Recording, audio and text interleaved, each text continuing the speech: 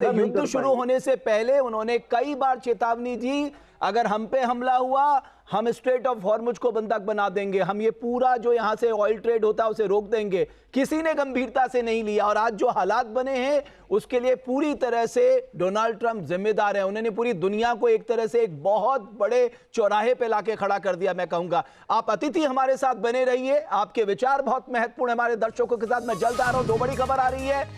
Iran पर Israel America का हमला, तेहरान में ताबड़तोड़ बमबारी की गई है। इन तस्वीरों को देखिए, यह हमला कितना जोरदार था। यह धुएं का गुबार बताने के लिए काफी है कि यह हमला कितना भयानक हुआ होगा।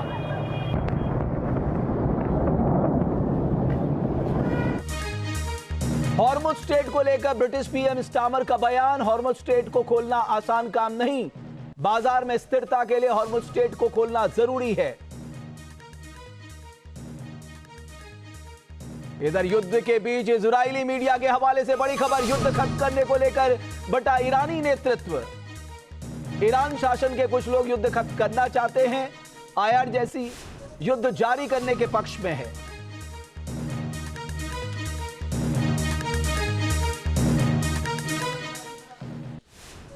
गोयल साहब, एक और बात मैं आपसे समझना चाहता हूं, ये जो अभी हमने कहा भी साहब, देखिए आपका इतना नुकसान कर दिया, ईरान का इतना नुकसान कर दिया, जो इंटरनल वहां पर वहां के शासन के प्रति गुस्सा था वो एक तरह से खत्म हो गया है। क्या ये ऐसा मौका ईरान के लिए है कि वो बातचीत के लिए टेबल पे आ जाएगा? देखिए, आपने कहा कि क्या ईरान बातचीत पर टेबल के लिए आ जाएगा। ईरान अभी तक इतना नुकसान होने के बाद टेबल पर नहीं आया है। ईरान अगर टेबल पर आएगा तो उसके लिए कोई सीज फायर के लिए या युद्ध रोकने के लिए या कोई अल्टीमेट पीस एग्रीमेंट के लिए कोई तो वजह चाहिए। अभी तक कोई वजह सामने नहीं आ रही है जिससे कि लगे कि ईरान को युद्ध रोकने के लिए या सीज फायर के ऊपर बातचीत करने के लिए ये मौका है। दो तीन चीजें हैं इस मामले में। अगर युद्ध को देखा जाए, मैं युद्ध में एक्सपर्ट नहीं हूं, I am a diplomatic expert, I am a former ambassador, तो वॉर की बात करने के लिए और भी है यहाँ पर। लेकिन युद्ध की अगर बात की जाए तो युद्ध एक तरह से देखा जाए तो वहां से ईरान और यूएसए इजराइल और यूएसए ईरान के ऊपर अटैक कर रहे हैं। ईरान जो है, जो जहां से ये अटैक होते हैं, जो बेसिस है अमेरिकन बेसिस, और इजराइल तेल अवीव उनके ऊपर अटैक कर रहा है, दुबई को खत्म कर रहा है, सऊदी अरेबिया, बहराइन उनके ऊपर अटैक कर रहा है। ये जो बायलैटरल अटैक होते चले जा रहे, खत्म नहीं होने पर आ रहे।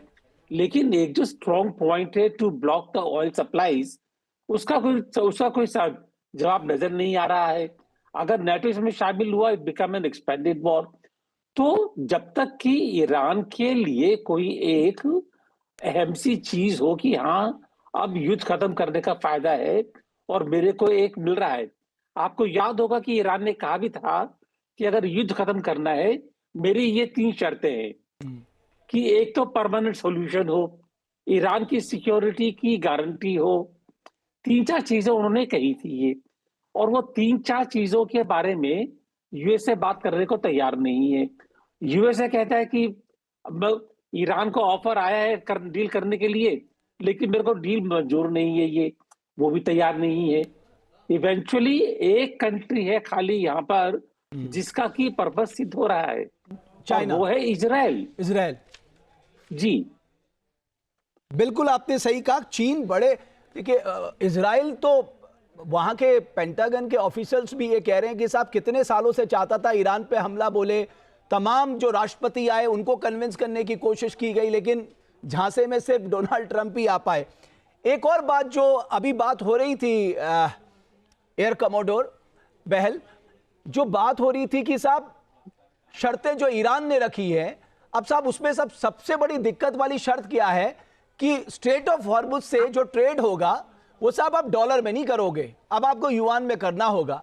अरे अमेरिका ने पूरी ताकत इस दुनिया में पिछले 52 साल से झोंकी है कि उसके डॉलर का जो है एक छत्र राज बने रहे, वो यहां कैसे मान जाएगा? आप सही कह रहे हैं। वेनेजुएला में भी जो लार्जेस्ट ऑयल रिजर्व्स हैं, वो चीन के साथ एनर्जी स्वैप करते थे। वैसे ये टर्म प्रोफेसर स्वरण सिंह की है, मैं उनको एक्नॉलेज करता हूँ उन्होंने। तो साथ में दूसरी बड़ी इंपॉर्टेंट चीज़ है कि चीन ईरान के साथ भी एनर्जी स्वैप करता है, यानी कि उनसे एनर्जी लेके उनको वेपन सिस्टम्स और दूसरी चीज़ें देता है।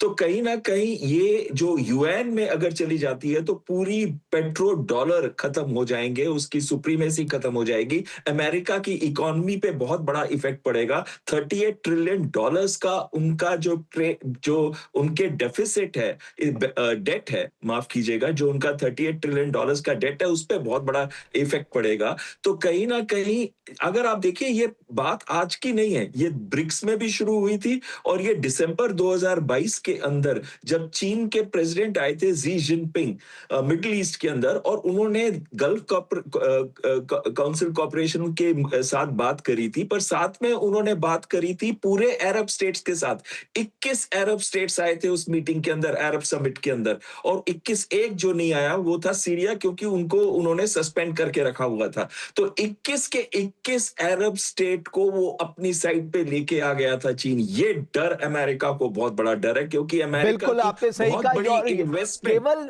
अमेरिका को यही डर नहीं है सर, आप दिलचस्प देखिए ना कि एक तरफ 90% ऑयल ईरान से चीन को जा रहा है, लेकिन जब डिस्ट्रॉयर बनाने की बात आती है, ये फाइटर जेट्स बनाने की बात आती है, सबमरीन बनाने की बात आती है, रेयर अर्थ मिनरल्स के लिए तो अमेरिका चीन पे निर्भर है।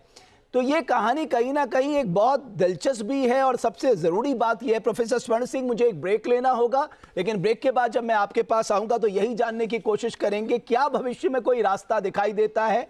जो ईरान ने अपनी शर्तें रखी हैं, क्या उसके इर्द गिर्द कोई बातचीत होती है। ईरान पर हमले के बीच यूएस सेंट्रल कमांड ने एक नया वीडियो जारी किया है। इसमें हवा में रिफ्यूलिंग करता दिख रहा है B-1 लांसर बॉम्ब, जो अमेरिका के शस्त्रागार का एक प्रमुख हथियार है, जिसका इस्तेमाल ईरान के खिलाफ अमेरिका ने किया था 2025 में भी और इस बार भी। मिडिल ईस्ट में ईरान के हमलों के बीच सऊदी अरब का दावा, 10 घंटे में ईरान ने 56 ड्रोन दागे। सऊदी अरब का दावा है कि उसने ईरान के सभी हमलों को नाकाम कर दिया।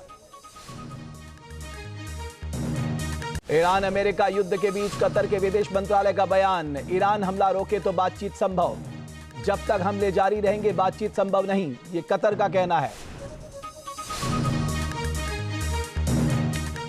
आपके मोबाइल पर तुरंत आएगी ब्रेकिंग न्यूज। स्क्रीन पर सबसे पहले दिखेगी बड़ी खबर, देश दुनिया की हर खबर एक जगह। अब आपके मोबाइल पर तुरंत फटाफट इंस्टॉल कीजिए न्यूज नेशन ऐप और रखिए खुद को अपडेट।